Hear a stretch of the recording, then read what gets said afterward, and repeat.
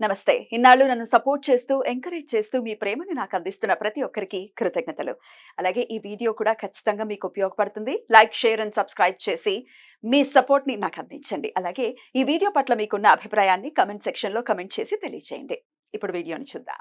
సూర్యోస్మి, నేను మీ విక్రమాదిత్య. ఆరోగ్యమే మహాభాగ్యం, ఆరోగ్యం భాస్కరాధీనం. ఆదివారం మద్యం మాంసం మైదనం వద్దు, ఆరోగ్యం ఐశ్వర్యం వద్దు. మీరు ఆచరించండి, 10 మందిని ఆచరింపచేయండి. ఆచరించండి, ఆరోగ్యవంతులుగా ఉండండి. ఆచరించండి, ఐశ్వర్యవంతులు కండి. ఆచరించండి, ఆనందంగా జీవించండి. సూర్యోస్మి. జ్యోతిష్య శాస్త్రం ఒక అద్భుతం. వేదాంగమైన జ్యోతిష్య శాస్త్రం అనేటువంటిది మానవ జీవన గమనానికి ఒక వరం. జ్యోతిష్య శాస్త్రం నీ జీవితంలో వెలుగునింపే ఒక భాష. ఆ భాష నీకు అర్థమైతే ప్రకృతి నీతో మాట్లాడుతుంది. అస్ట్రాలజీ నేర్చుకోవాలి అనుకునే వారికి అద్భుత అవకాశం. మురళీధర శర్మ గారి అస్ట్రాలజీ క్లాసెస్ అతి త్వరలో మొదలు కాబోతున్నాయి. 100% జాబ్ గ్యారంటీ. వివరాల కొరకు సంప్రదించండి. నమస్తే, వెల్కమ్ టు అవర్ ఛానల్. నేను పద్మిని. ప్రస్తుతం పాటు ప్రముఖ ఆధ్యాత్మికవేత్త, సన్ స్పిరిచువల్ సొసైటీ ఫౌండర్, సూర్య ఉపాసకులు విక్రమాదిత్య గారు మనతో పాటు ఉన్నారు. మాట్లాడదాం. నమస్కారం అండి. సూర్యోస్మి తల్లి. సార్, శ్రావణ మాసం మొదలైపోయింది. ఇక వైభవోపేతంగా అన్ని ప్రత్యేకమైనటువంటి తిథులు వచ్చేస్తుంటాయి. నాకు ప్రతి మాసంలో ఇదే అలవాటు అయిపోయింది.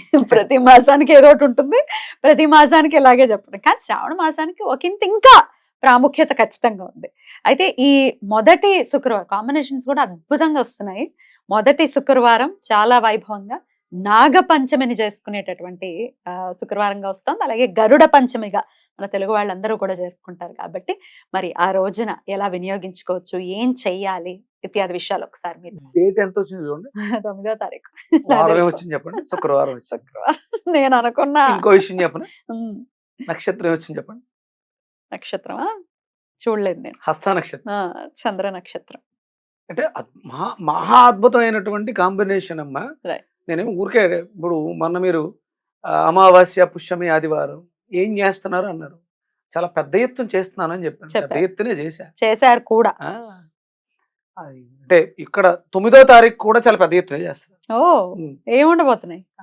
ఒక షోరూమ్, బట్టల కొట్టుకు సంబంధించినటువంటి షోరూమ్. శుక్రుడిగా కన్సిడర్ చేస్తారు నంబర్ 9 ని. ఎస్, శుక్రుడు అంటే శుక్రవారమే వచ్చింది. శుక్రశక్తే. శుక్రహోరలు శుక్రుడికి సంబంధించినటువంటి అంటే బట్టల వ్యాపారానికి, ఫ్యాక్టరీలు నిర్మించుకోవడానికి ఇది చాలా విశేషమైనటువంటి యోగం. ముహూర్తం ఇచ్చారా?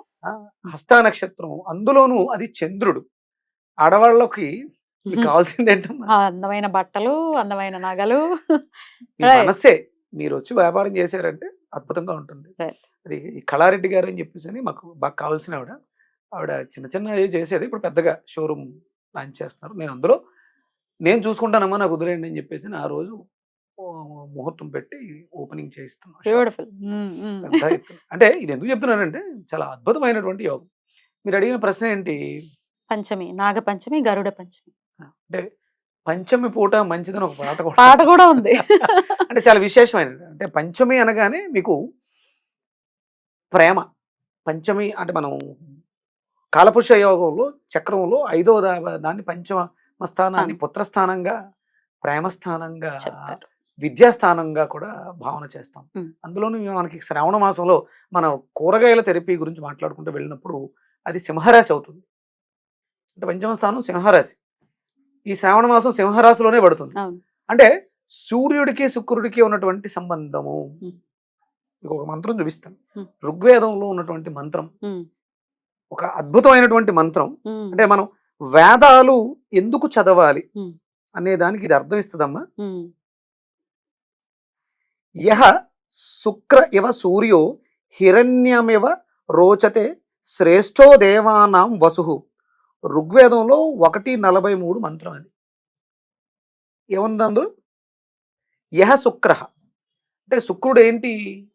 శుక్రుడు యొక్క ధ్యేయం ఏంటి? మనల్ని సంపన్నులని చేయటం. అంటే సూర్యుడిలోంచే వస్తున్నటువంటి కిరణాలకి, ఒక్కొక్క కిరణానికి ఉన్నటువంటి పేరే ఈ గ్రహాలుగా తీసుకోవడం జరిగింది. అది వర్ణం తెల్లగా ఉంటుంది. శుక్రవర్ణం తెల్లగా ఉంటుంది. అంటే శుక్రుడు అంటే తెల్లటి పుష్పాలు. మనం లక్ష్మీదేవిని కూడా చెప్పాం, తెల్లటి పుష్పాలతో, పద్మాలతో అమ్మవారిని అర్చించాలి, తెల్లటి వస్త్రాలు ధరించాలి అని చెప్పేసి. అంటే శ్రావణ మాసంలో మీరు శుక్రవారాలు చేసేటప్పుడు మనం ఇంతకుముందు కూడా చెప్పినట్టు ముత్తైదువులకు కూడా తెలిపి ఇవ్వండి అన్నాం. అంటే తీసుకోకపోతే అంటే ఏదైనా డిజైన్ ఉండేవి కలర్ ఇవ్వండి. డిజైన్ అవును. చేసుకుని ఇవ్వండి అని కూడా చెప్పారు. పువ్వులు అయితే తీసుకుంటారు తెల్లటి మల్లెపూలు మల్లెపూలు ఇస్తే ఇచ్చినా తీసుకుంటారు, అదే బట్టలు ఇస్తే తీసుకోవాలి. తీసుకోరు. అంటే తెలుపు అనేది శుభసూచకం, చాలా చాలా ఆహ్లాదకరాన్ని మనకి ఇస్తూ ఉంటుంది. ఇది శ్రావణ మాసం సింహరాశికి సంబంధించింది. సూర్యనారాయణమూర్తి యొక్క అనుగ్రహం ఈ భూమండలం మీద విశేషంగా ఉంటుంది. ఉమ్, మీకు సంక్రమణం కూడా ఉమ్. సింహ 17 సంక్రమణం 17వ తారీఖు 17వ తారీఖు తన రాశిలోకి స్వక్షేత్రంలోకి వచ్చేస్తారు. అందుకని ఇది చాలా విశేషమైనది. మనకి ఏం కావాలి, నాగపంచమని అంటే ఎందుకోసం చేస్తాం? ఉమ్. నేను ఒక కొత్త ప్రక్రియ ఏం చేస్తాను చెప్పండి. మీరు నేను అడిగాను మీ ప్రశ్న చెప్పండి. అదే ఎందుకోసం అంటే మేజర్ గా పిల్లలు క్షేమం కోసం కానీ లేకపోతే ఈ సర్పానికి సంబంధించిన ఇబ్బందుల నుంచి బయటపడి ఇట్లా సర్పదోషాలు అంటే మనం సర్పదోషం, ప్రారంభంలో చేసుకున్నటువంటి సర్పదోషాలు, కరసర్పదోషాలు, రాహుకేతు వివాహ దోషాలు, వీటిలన్నిటికీ కూడా అంటే పంచమం ప్రేమ వ్యక్తీకరణ జరగకపోవడం వల్ల మన పార్ట్నర్ ఎక్కడెక్కడో తిరుగుతున్నాడు, సంబంధం కొరకట్లే. అంటే ప్రతిదీ రాసి పెట్టేస్తుందమ్మా. మన పార్ట్నర్ మన దగ్గరికి రావడానికి మధ్యలో ఒక చీకటి అడ్డుపడుతుంది. ఆ చీకటిని తొలగించడానికి మనం ఈ నాగపంచమి పూజని మనం చేస్తూ ఉంటాం. సో వివాహం కాని వాళ్ళు కూడా చేసుకోవాలి. 100% ఇంతకు ముందు మనం చాలా సార్లు చేసుంటాం, ఉమ్. కానీ ఇక్కడ చేసుకోవడం వల్ల ఉమ్. ఈ శ్రావణ మాసంలో ఈ పంచమిని వినియోగించుకుని చేసుకోవడం వల్ల సూర్యనారాయణమూర్తి విశేషమైనటువంటి యోగాన్ని ఇస్తారు. అలాగే అంటే ఇప్పుడు నాగులు ఆయన రథానికి ఒక దాన్ని ఏదో అంటారు కీలులా ఉంటారట. ఉమ్. అంటే ఆయన రథానికి సృష్టిలో ప్రతిదీ ఆయన రథం చుట్టూ ఉమ్. అనిరుద్ధుడు కానీ గుర్రాలు కానీ ఆ చక్రం అది ఏకచక్ర రథం 7 గుర్రాలు. అసలు అంటే ఆయన ఉదయించిన దగ్గర నుంచి అస్తమించే వరకు నడిచే నడక Hmm.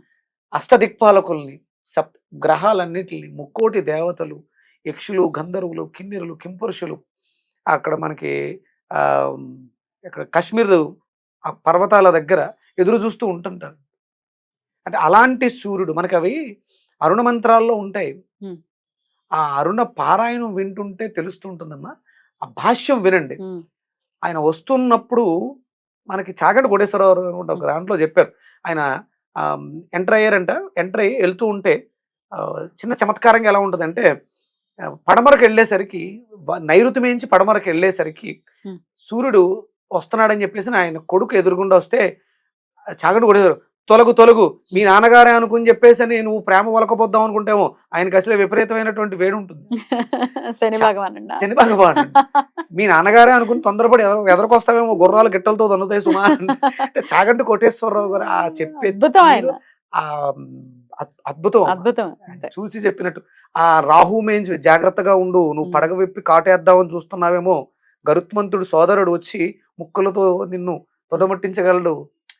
అద్భుతంగా అంటే నాకు ఇంత ప్రేమ ఎలా వచ్చింది ఆదిత్య హృదయం మీద కానీ సూర్యుడు ఉపాసన మీద కానీ చాగంటి కోటేశ్వరరావు గారి ప్రవచనం ఆదిత్య హృదయ ప్రవచనాన్ని మార్చింది నా జీవితాన్ని. ఈ రోజు ఇంత చాలా హ్యాపీగా ఉన్నానమ్మా. ఎంత అంటే ఆత్మకారకుడు కదా, నాకు ఆత్మ సంతృప్తి దొరికేసింది. ఆ సూర్యుడితో అనుసంధానమై ప్రయాణం చేస్తాను. ఈ శ్రావణ మాసం దానికి సంబంధించినటువంటి నాగపంచమిని మీరు హ్యాపీగా మన దగ్గరలో ఉన్నటువంటి రావి చెట్ల దగ్గర ఉన్నటువంటి సర్పల దగ్గరికి వెళ్ళి చిమ్మిలిని అంటే కొంచెం నైవేద్యంగా పెట్టడం కాదు, చాలా శిల్పాలు ఉంటాయి కాబట్టి అంటే దోషం ఉంది.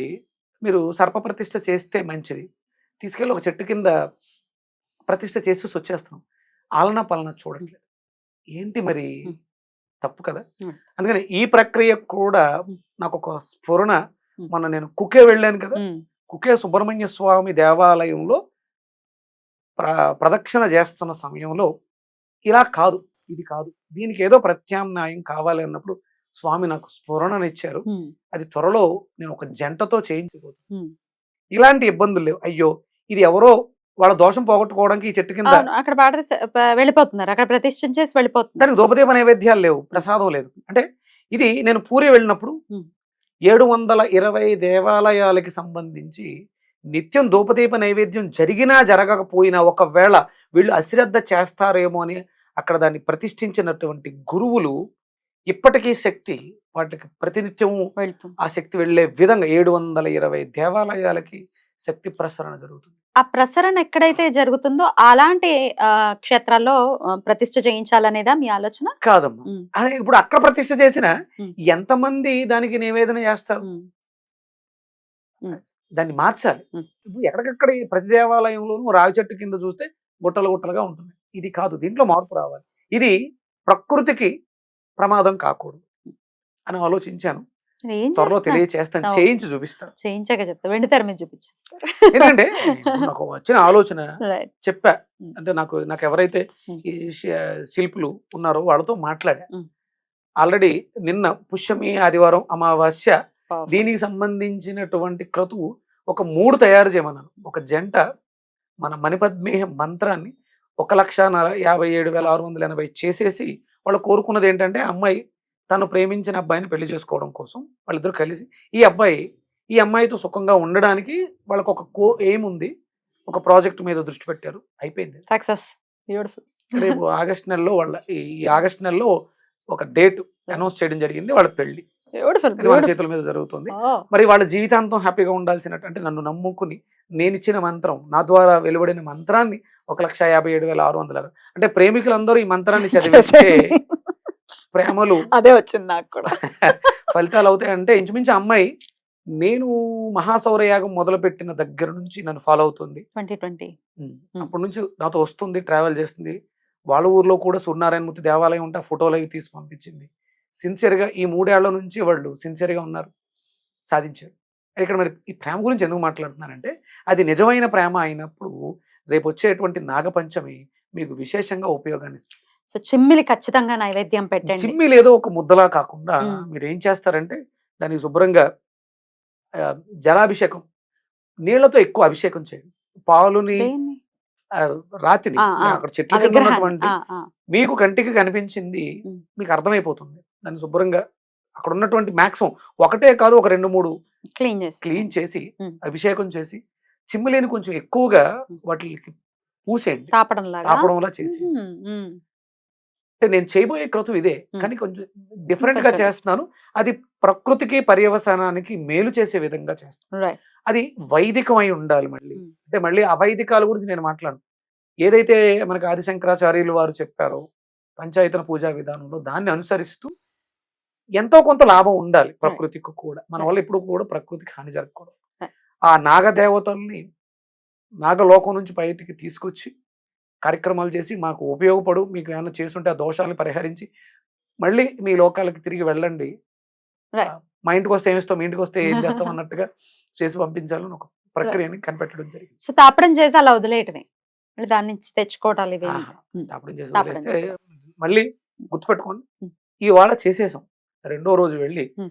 అవి అక్కడే ఉండి ఇబ్బంది పెడుతూ ఉంటే తి- అక్కడ ఉన్నటువంటి పని చేస్తున్న వాళ్ళు తిట్టుకుంటారు. ఉం. అందుకని మర్నాడు వెళ్ళి శుభ్రంగా చేసేసి దాన్ని మళ్ళీ శుభ్రం చేసేయండి. ఉం. కొంచెం పసుపు రాసి బొట్టు పెట్టండి. అంటే పంచమి రోజు చేయాలి, ఉం. షష్ఠి రోజు చేయాలి. ఫస్ట్ రోజు. ఇది మర్చిపోకండి. ఉం. ఎందుకంటే మనం పాలు పోసేసాం, అయిపోయిందా, మ్మ్. అవి చెవులు పట్టేసి లేదా రాళ్ళు అవన్నీ ఎందుకు వచ్చింది? కాదండి, మనం చెయ్యాలి. ఉం. అభిషేకం చేసుకున్నాం, అవును, అదే తిట్లు ఎవరు తప్పు ఆ, కదా. అక్కడ పని చేసే వాళ్ళు తిట్టుకుంటారు, Exactly. ఆ ఇబ్బంది అవుతుంది. మనం గత్తర చేసేస్తున్నాం, మన పని అయిపోయింది, దేవుడు నాకు వరం ఇస్తే చాలు, వాళ్ళు జీతాలు ఇస్తున్నారు కాబట్టి వాళ్ళు పని చేసుకుంటారు. తప్పు. ఇది మనం శాస్త్రబద్ధంగా చెయ్యాలి. ఎవరికి నేను చేసే పని, నాకు ఫలితాన్ని ఇచ్చే పని మీకు హాని కలగకూడదు, చెడు జరగకూడదు, దాన్ని Right. దృష్టిలో పెట్టుకోండి. Right. దేవాలయాల్ని పరిరక్షించుకోవాలి, శుభ్రం చేసుకోవాలి. Right. అది వాళ్ళే చేసుకుంటారులే, మనకెందుకు లేని ఎక్కడ పడితే అక్కడ మనం అష్టదళ పద్మాలు ముగ్గులు వేసేసి పేపర్లు వేసేసి దీపాలు పెట్టేసి అలా వదిలేసి వచ్చేస్తాం. శుభ్రపరచడం. మళ్ళీ ఏదైనా ఒక శుభముహూర్తం వస్తే తప్ప మళ్ళీ దేవాలయానికి వెళ్ళం. మన దైనందిన జీవితంలో మన అనుదిన ధర్మాల్లో దేవాలయానికి వెళ్ళటం ఇలాంటివి అక్కడ నోచుకోవట్లేదు. ఎవరో ప్రాణప్రతిష్ఠ చేశారు, దానికి ఆహారం పెట్టట్లేదు, చూసాంగా మనకు అనిపించాలి. ఒక అట్టిపండు, పట్టిక బెల్లము, ఒక దీపం కంపల్సరీ మనం చేసుకుంటే ఇది ఇప్పుడు నీకు అవసరం లేదు. పెళ్ళి అయిపోయింది, పిల్లలు పుట్టేశారు, బాగున్నావు, కానీ ఎవరో చేశారు. నువ్వు ఈ పని చేయడం వల్ల ఎవరైతే ఆ ప్రాణప్రతిష్ఠ చేసి అక్కడ స్థాపన చేశారో ఆ పుణ్యం వాళ్ళకెళ్ళి వాళ్ళకి మంచి జరిగి, నువ్వు చేసిన దానివల్ల వాళ్ళకి మంచి జరిగింది కాబట్టి అది 10 వస్తుంది. ఆశీర్వాదం. నీకు నువ్వు చేసుకుంటే 1% వస్తే Right. అవతల వాళ్ళకి చేసిన దాని వల్ల 10 ఫలితాన్ని డెఫినెట్లీ ఇస్తుంది. అయినా సుబ్రహ్మణ్యుడు అనుగ్రహం ఉంటుంది end of the day. Definite గా అవసరం కదమ్మా. మా బాబాయ్ తర్వాత రోజు మనకి షష్ఠి వస్తుంది, మ్మ్. షష్ఠి కూడా మంచిదే కదా. అద్భుతం. అంటే 2 రోజులు కార్యక్రమంగా చేసుకుంటే ఒక్క రోజుతో నా పని అయిపోయింది అన్నట్టు వదలకండి.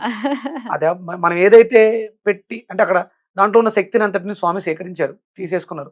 ఆ పదార్థాన్ని శివ మాలిన్యాన్ని తీసుకొచ్చి నదీ జలాల్లో కలిపితే జీవరాశి తీసుకుంటుంది. Right. లేదంటే మనకి సిటీస్ లోను ఉండదు చెట్లు. చెట్లు, లేదంటే ఆ, Beautiful. చాలా అద్భుతంగా వివరించారు. అటు పర్యావరణానికి హాని కలగకుండా, అలాగే జీవరాశికి మనకి ఏదో ఒకటి మనం చెయ్యాలి కదా. చెయ్యాలి, 100%. పుణ్యాన్ని మనం చేజేతలా చేసుకోవాలి. పుణ్యాన్ని మనం పాపాన్ని కాదు. ప్రతిరోజు పంచయజ్ఞం చేస్తాం కదా, అందులో పశుపక్షాదులు కూడా చివరిలో ఉంటాయి. ఉంటాయి కాబట్టి ఉంటాయి. ఇది అక్కడికి వెళ్ళిపోతుంది. చాలా అద్భుతంగా వివరించారు సార్. కృతజ్ఞతలు. నమస్కారం. సూర్యోస్మితల్లి.